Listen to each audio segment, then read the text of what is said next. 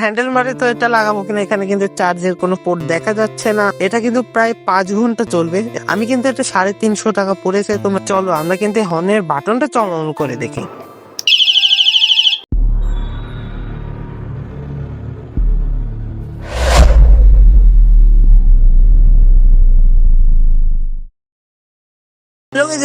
কেমন আছো সবাই? আসলে সবাই ভালো আছো। আজকে বলতে হচ্ছে স্পিকার বাইসাইকেল লাইট, অর্থাৎ বাইসাইকেল যে লাইট প্লাস হর্ন গুলো রয়েছে এগুলো কিন্তু আজকে ফুল রিভিউ দেবো আজকে। আমি তো চলো বেশি কথা না বলে ভিডিওটি শুরু করে ফেলি। ফার্স্ট টাইম যদি আমরা এটা বিল্ড চলছে, প্যাকেজিংটা মোটামুটি ভালো রয়েছে, কোনো সমস্যা নেই এবং এটা কিন্তু মেড ইন চায়নার তৈরি। তো এখানে কিন্তু 1200 mAh এর রিচার্জেবল ব্যাটারি রয়েছে, এখানে কিন্তু উল্লেখ করা রয়েছে রয়েছে যে এটা কিন্তু 2.5 ঘন্টার মতো চার্জ দেওয়া লাগবে। তো চলো এটা ফুল রিভিউ চলছে।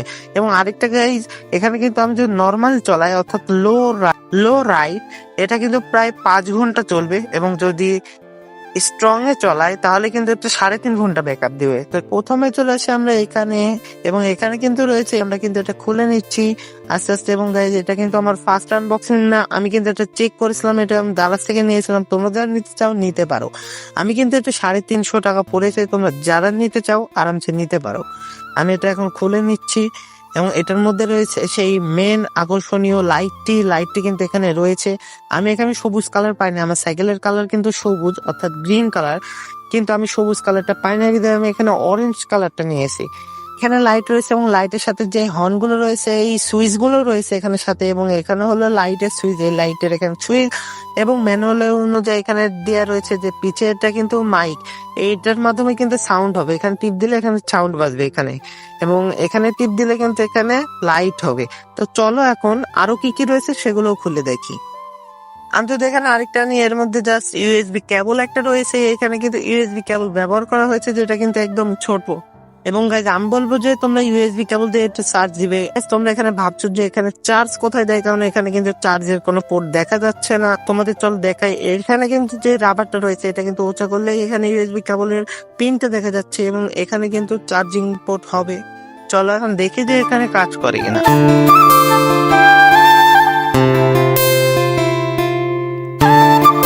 দেখো গাইস, দেখতে পাচ্ছ নাকি এখানে কিন্তু একটা রেড লাইট জ্বলছে, অর্থাৎ এখানে চার্জ হচ্ছে। এটা কিন্তু অনেকই ভালো, তার মানে কাজ করছে। এখন আমি দেখাবো যে এখানে লাইট কিভাবে কাজ করে। তো গাইস এখন চলো দেখি যে এটা অন্ধকারে কেমন কাজ করে।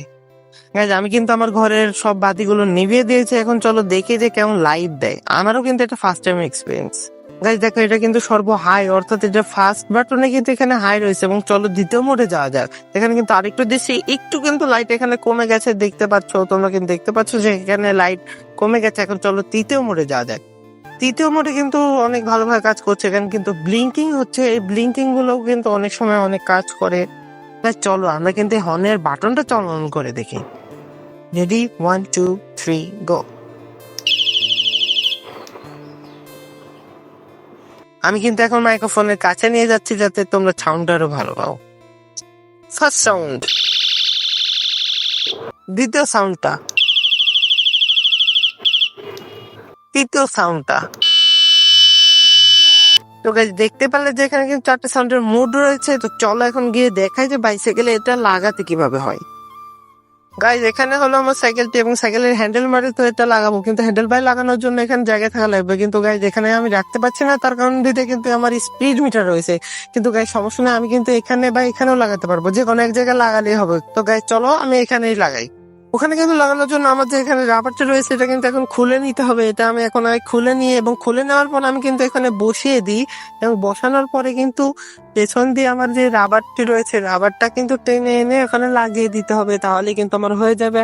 এটা কিন্তু লাগানো খুবই ইজি, মানে একদমই ইজি। তো আমি এখন যে এই ওয়্যারটা রয়েছে, ওয়্যারটা আমি এখন পেতে নিচ্ছি যাতে খারাপ না দেখা যায়। এখানেও কিন্তু গাইজ এখানে যে সিলিকন রাবারটা রয়েছে এটা কিন্তু আমি বের করে নিয়েছি, এবং বের করার শেষে কিন্তু এখানে এটাকে রেখে পিছনে যে রাবার সিলিকনটা রয়েছে এটা কিন্তু আমি টেনে এখানে বেঁধে দিচ্ছি যাতে সমস্যা না হয়। আমার কিন্তু এখানে কমপ্লিট অনেক সুন্দরভাবে কিন্তু লাগানো হয়ে গেছে, এবং তোমার অ্যাডজাস্টমেন্ট কিন্তু অনুযায়ী তুমি এখানে টাইট বাড়া করতে পারো। এখানে যদি তুমি অতিরিক্ত টাইট করো তাহলে কিন্তু এটা নষ্ট হয়ে যেতে পারে, এটা কিন্তু অবশ্যই খেয়াল রাখবা। তোমরা যারা আমার ভিডিও দেখে লাগাতে চাও লাগাতে পারো, আশা করি কোনো সমস্যা হবে না। এবং গাইজ সবাই ভালো থাকবে, সুস্থ থাকবে, আমার জন্য দোয়া করবে। আল্লাহ হাফেজ।